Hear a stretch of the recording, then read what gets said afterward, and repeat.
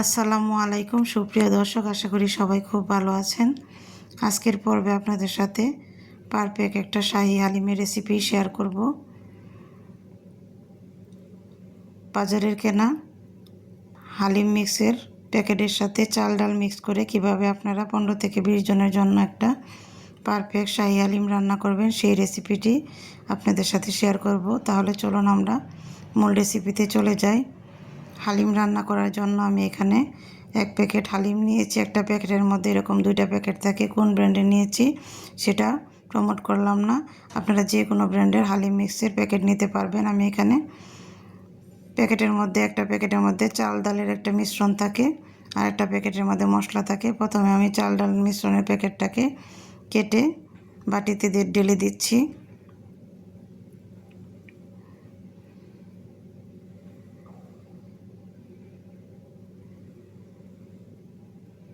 আমি এখানে অল্প একটু পানি দিয়ে প্রথমে মিশ্রণটাকে একটু মিশিয়ে নেব, এতে করে দলা পেকে থাকবে না।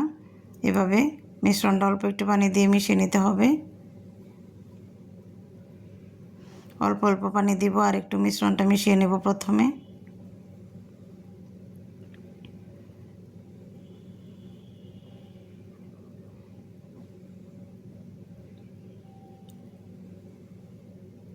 এরপর এখানে আমি প্রায় 2 কাপের মতো পানি দিয়ে মিশ্রণটাকে 2 ঘন্টার জন্য এক সাইডে রেখে দিব।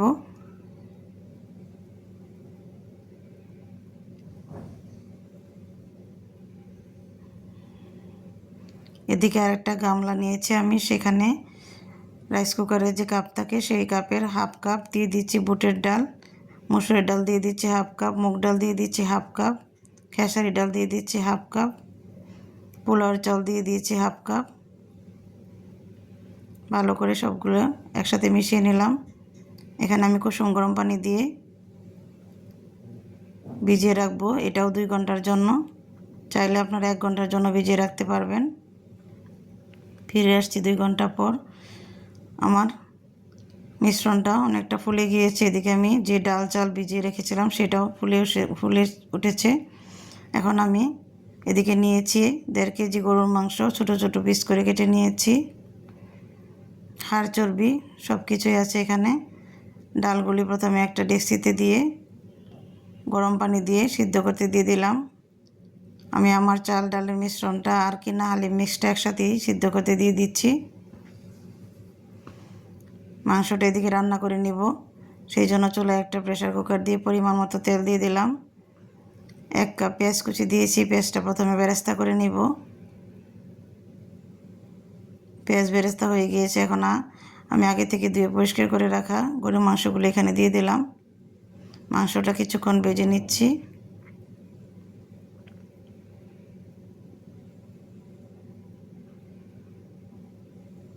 এখানে দিয়ে দিচ্ছি 4টা তেজপাতা, 2টা এলাচ, 4টা এলাচ, 2টা দারচিনি, 1.5 টেবিল চামচ রসুন বাটা দিয়ে দিলাম, 1.5 টেবিল চামচ আদা বাটা দিয়ে দিব। আমি যেহেতু হালিম মিক্সের সাথে আমার চাল ডাল মিশ্রণটা নিয়েছি, তাই একটু মশলাটা বেশি করে দিচ্ছি, কারণ আমি ডালের মধ্যে আর কোনো মশলা ব্যবহার করব না। এখানে গুঁড়া মশলাগুলো অ্যাড করে দিচ্ছি। হাফ চা চামচ হলুদ গুঁড়ি দিয়ে দিলাম। হলুদ গুঁড়িটা অপশনাল, চাইলে আপনারা স্কিপ করতে পারবেন। 1.5 টেবিল চামচ দিয়ে দিচ্ছি লাল মরিচের গুঁড়ি, 1.5 টেবিল চামচ দিয়ে দিচ্ছি ধনিয়ার গুঁড়ি, 1.5 টেবিল চামচ জিরার গুঁড়ি দিয়ে দিলাম।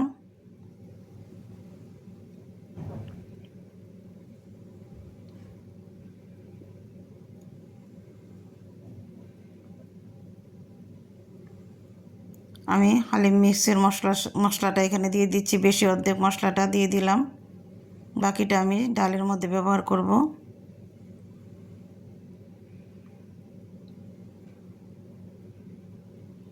আমি এখানে লবণ ব্যবহার করিনি, কারণ মশলার মধ্যে লবণ আছে। আমি ডালে লবণ ব্যবহার করব, তাই দিলাম না। অল্প একটু পানি দিয়ে ভালো করে মাংসটা কষিয়ে নিচ্ছি। আমি মাংসটা একেবারে সিদ্ধ করব না, 80% সিদ্ধ করব। ঢাকনা দিয়ে ঢেকে 3 থেকে 4টা সিটি উঠলে নামিয়ে নেব। এদিকে আমার ডালটাও সিদ্ধ হচ্ছে। অনবরত নেড়ে চেড়ে দিতে হবে, তা না হলে নিচে দিয়ে লেগে যাবে। এদিকে আমার মাংসটা প্রায় 80% সিদ্ধ হয়ে গিয়েছে।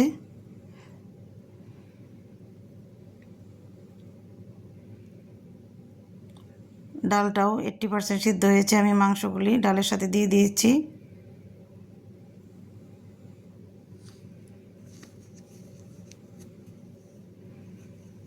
অনবরত নেড়ে নেড়ে চেড়ে মাংসগুলি আর ডালগুলি সুন্দর করে সিদ্ধ করে নিতে হবে।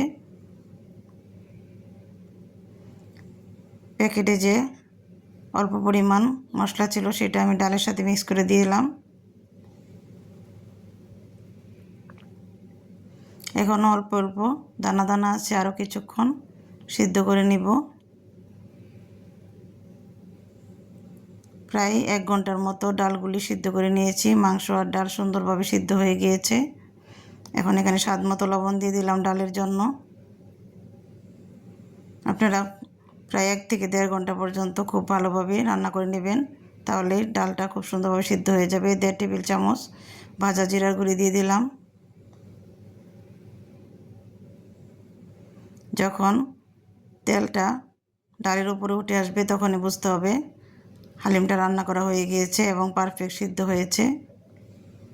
এই তো আমার তেলটা উপরে উঠে এসেছে, হালিমটাও খুব সুন্দরভাবে রান্না করা হয়ে গিয়েছে। এখন আমি এখানে কিছু উপকরণ অ্যাড করে দিয়ে দিচ্ছি পেঁয়াজ বেরেস্তা 1/2 কাপ,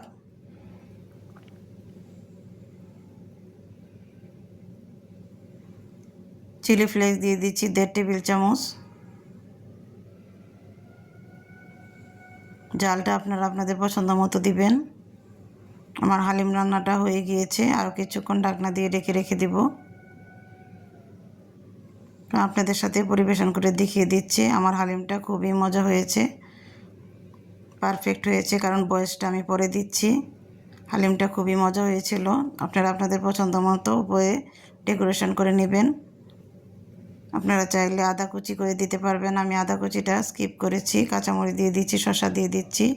আপনারা এইভাবেই বাসায় হালিমটা রান্না করে দেখবেন, খেতে খুবই মজা হবে। যদি আমার রেসিপি ভালো লাগে তাহলে অবশ্যই আমার চ্যানেলটি সাবস্ক্রাইব করবেন আর বেল আইকন বাটনটি প্রেস করে রাখবেন।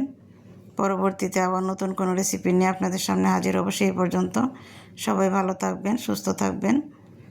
আজ এই পর্যন্তই। আল্লাহ হাফিজ।